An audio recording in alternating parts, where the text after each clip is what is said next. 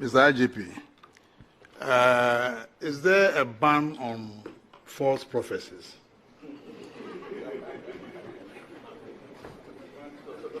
Because, it's creating a lot of fear, and panic in the system. So I want to know whether there's a law or, whatever the police is doing to at least, minimize the prophecies, from...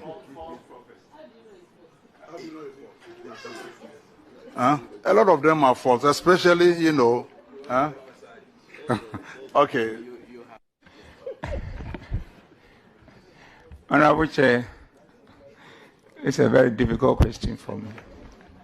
But as a Christian and somebody who also believes in prophecies, and by extension, I'm a prophet in my own right, because as a son of God, God will always have the opportunity to have engagement with you and tell you things in the future, if only you are ready to listen. But all the issues that we have been putting across as an institution is to prove to everybody that we are not against prophecies. We are talking about communication of such prophecies that will end up creating fear and panic in our society, which is unwarranted. Honorable Chair, it's a simple matter. And it's a very simple matter. And truly is a very simple matter. And what is it? Honorable Chair, before I became IGP, nobody prophesied about me. Now I'm IGP, everybody is prophesying about me. I have no problem with it because I'm a public figure. But why should it be such that you found something, God have revealed something to you and you want to share with me? You have to make it a showmanship and tell the whole country that I'm about to die. If there is one thing that is very, very successful that has made a few people super rich, is religion. And I know a few people from Africa have suggested that I stay away from talking about religion. But I believe that it is my duty and responsibility as a citizen of Africa to say something when I think that something is going wrong. And let me digress a little bit. Most of the things in Africa or things in Africa are the way they are now because most of us, the African youth, have kind of stay quiet when things were going wrong. We saw or we realized that something was really, really going wrong, but we said nothing and we did nothing. And that was why things has gotten to this level. Things has gotten to the point of no return. And that is why we have leaders in Africa who could do things with impunity without fear of anything.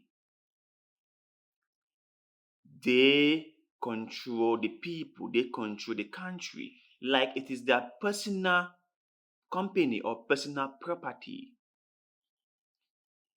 They can do and undo. They can use the military to trample or to beat up the people.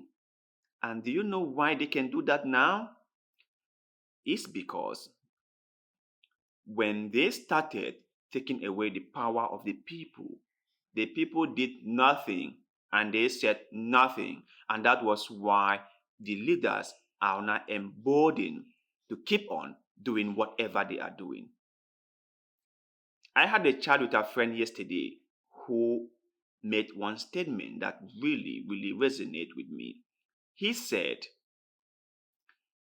it's always advisable to set something when it first came up. Because when you leave it lying there, it might degenerate into something that would be unstoppable. The rate of prophecies in Africa is getting out of hand.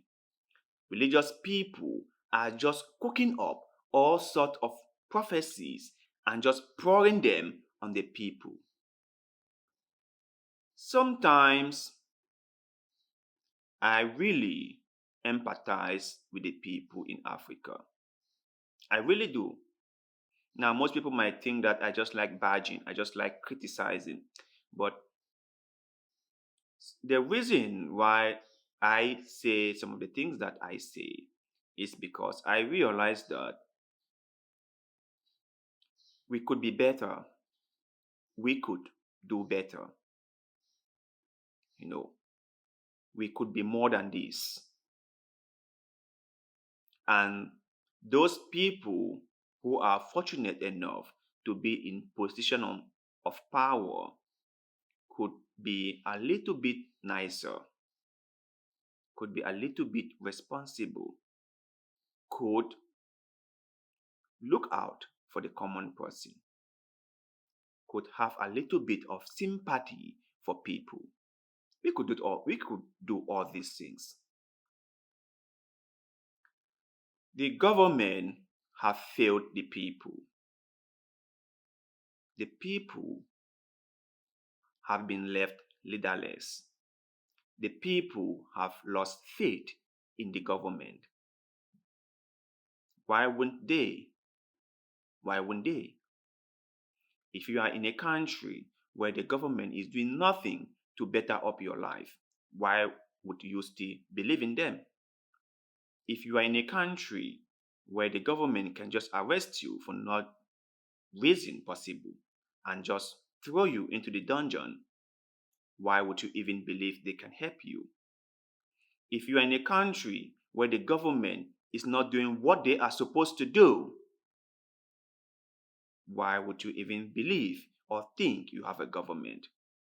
And so all these things have turned the people to what? To faith. The people are now looking for salvation. The people are now looking for God protection. The people have turned to God for deliverance, for mercy, for protection. And you know what the men of God are now doing? They have now weaponized the weaknesses of the people against them. And that is why you will see men of God cooking up all sort of prophecies that 99% of the times none come to pass. None come to pass. Every day you will hear of one prophecy to the other. It's now become kind of like the rule of the day or the order of the day. Prophecy here, prophecy there. Everyone is prophesying, saying all sorts of things. They are supposed to look after the people. They are supposed to be there for the common people, for that mama in the street who is frustrated with the government. They are supposed to be making sure that those less privileged people are being taken care of. But now, do you know what they do?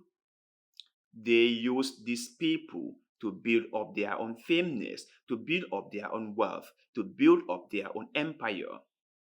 And that is why you can see a man of God so successful, so rich, having so many things. And yet still, you will see it, his or her members struggling to survive. The Bible said, judge none, so that you may not be judged. But we cannot let people take advantage of less privileged people. Because you know what? If you saw something going wrong and you said nothing, that is a sin also. If you see someone being taken advantage of and you did nothing or you said nothing, you are not a good person yourself. You should speak up. That's why the Bible says, be your neighbor's keeper. You should be your neighbor's keeper, which means that if you saw someone ripping off your neighbor or ripping off someone taking advantage of a person, you should say something.